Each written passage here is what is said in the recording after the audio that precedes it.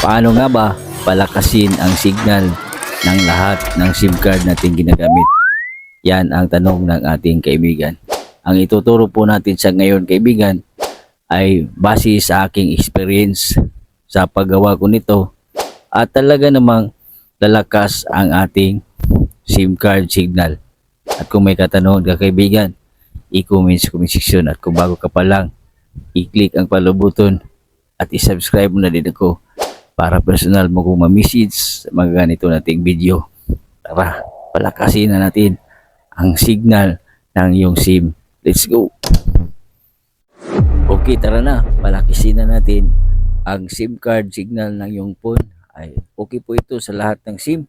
At hanapin mo lang ang settings ng iyong phone. I-tap mo lang. Then, i-tap mo lang itong mobile network.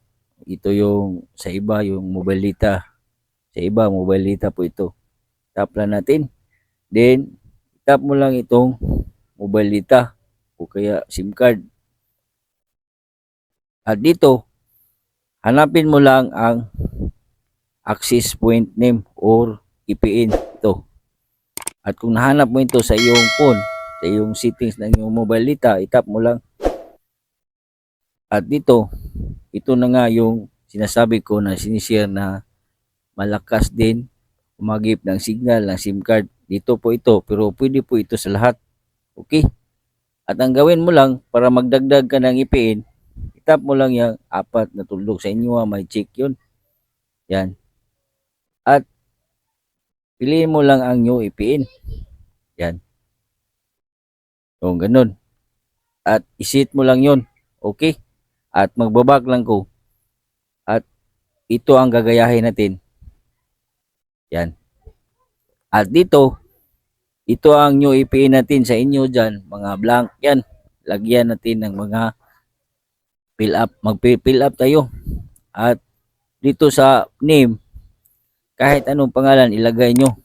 Sa mga jowa nyo ba, nga, gagaya ng Labuster, ganun. Depende na po sa inyo kung anong gagawin nyo. Pwede rin pangalan. Yan. Okay yan. Then dito sa IPN, ilagay mo lang itong www.google.com. Okay? At huwag mo lang itong galawin, itong proxy, itong port, huwag mo lang galawin. Itong username, huwag mo lang galawin. Itong password, huwag mo lang galawin. Itong server, ilagay mo lang sa 888.8.8.8. Ito. Mahalaga kasi ito. Dito. MEC. That's it. Huwag mo lang galawin yan. MES proxy, huwag mo lang galawin. At dito sa MCC, 515 mo lang ang ilagay. Then, MNC 66. Then dito sa authentication tab, ilagay mo lang sa POP or CHOP. Yan. Ilagay mo lang sa POP or CHOP. Then dito sa IPM protocol, ilagay mo lang sa IPv4. Okay? Sana nasundan. At dito sa IPN roaming, ilagay mo din sa IPv4. Okay? Then, barrier. Itap mo lang yan. At ilagay mo lang sa unspecified. Okay?